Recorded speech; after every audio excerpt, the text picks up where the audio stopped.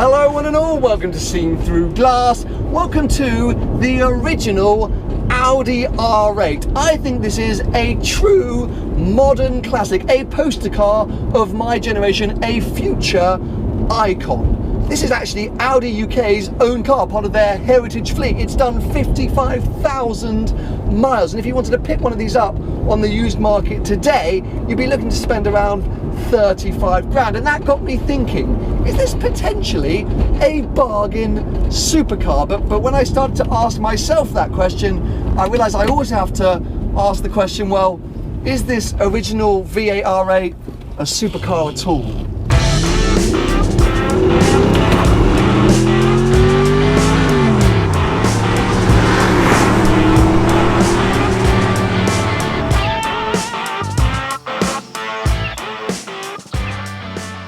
Based on looks alone, I think you'd have to say, yes, this is a supercar. I mean, just look at it. It's 13 years old, this car, but in my opinion, it still looks mega, especially in this quite clean, classic spec out here on a beautifully sunny autumnal British day.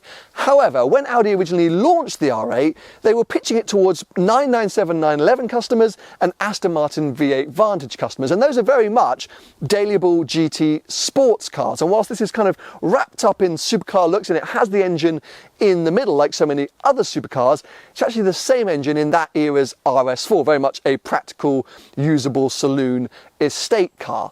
And then it's got the quattro system, and as I've been discovering, very much GT performance dynamics.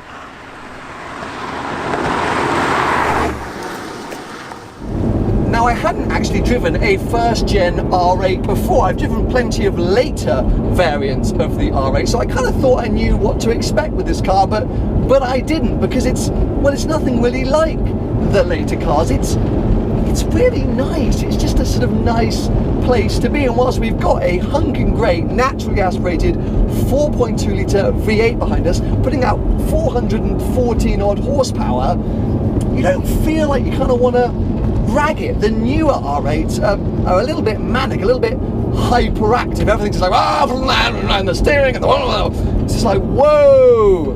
Well, this car, especially with this manual gearbox, you just poodle along in it. And then when you need to, or you want to get some sound and some speed, you come down through that lovely gated box, push hard on the throttle pedal,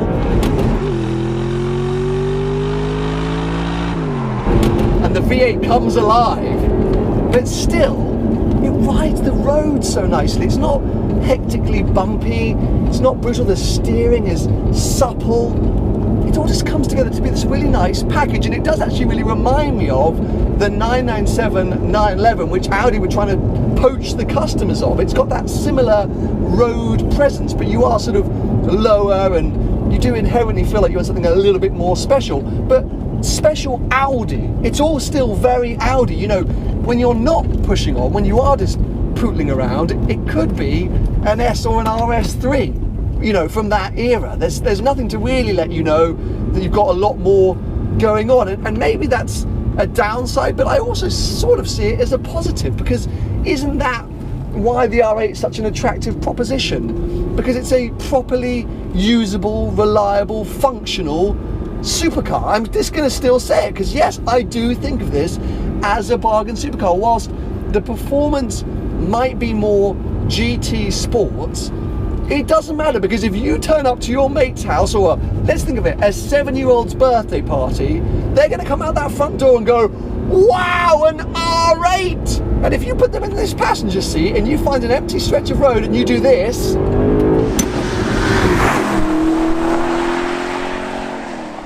they're going to go, whee! You got to remember, this is an Audi UK car, so it's stock, you know, it's bone dry stock. You put an exhaust on this, I think most of you know from Paul Waller's Supercars of London how insane these things can sound. It's also quite insane how quickly this thing revs out. Been trying to rev match, the tiniest touch of the throttle, and you're flying up towards the red line. It does mean though that it can pick up speed quickly. 0 to 60, sub 5 seconds, around 4.7, and yes, you definitely feel like you're going to get to that top speed of 187 pretty easily. It's not mad, crazy speeds, it's just nice. It's a very, very nice car. But you feel cool, you feel special in it. It doesn't feel that wide. Look, there we go. 2 cars on a very narrow English country road, and we're totally fine. And then I can do this. Whoa! I'm on my way! What was the Iron Pepper Pots? What? No, is that a pig? I don't know. Oh, we're moving now. We're moving, but it's so smooth!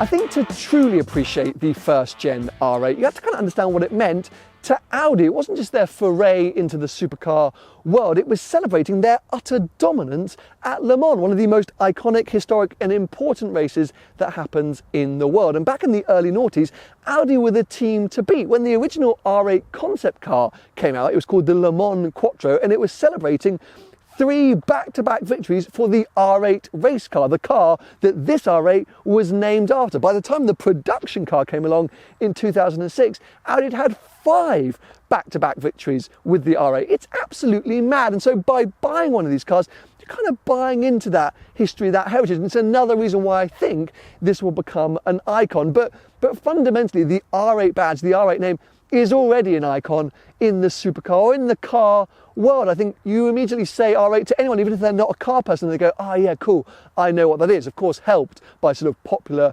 culture, but it's an iconic shape, and the shape has sort of stayed true as the various generations have evolved. It's a bit like a 911 in that, where you can always see an R8 and you know what it is.